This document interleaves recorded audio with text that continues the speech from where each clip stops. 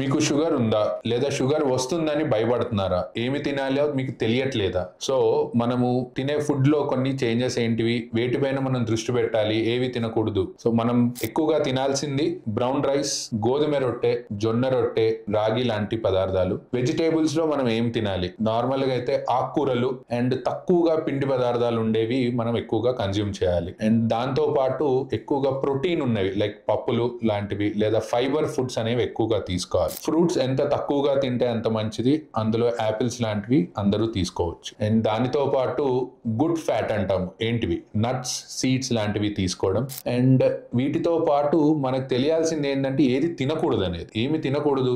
White rice తక్కువగా consume చేయాలి, మైదా లాంటివి అస్సలు తీసుకోకూడదు. అండ్ దీంతో పాటు కూల్ డ్రింక్స్ కానీ మన స్వీట్స్ కానీ మొత్తంకి అవాయిడ్ చేస్తే చాలా మంచిది. And also processed foods and ఎక్కువగా యూజ్ చేసే ఆయిల్ అంటే వేయించిన ఆయిల్ లాంటివి కంప్లీట్ గా అవాయిడ్ చేయాలి. ఎందుకంటే స్మాల్ చేంజెస్, చిన్న చిన్న మార్పులే మీకు ఫ్యూచర్ లో బిగ్ రిజల్ట్స్ తీసుకొని వస్తాయి. సో వీటిని పాటించండి, షుగర్ రాకుండా మీరు ముందుకెళ్ళండి. Thank you.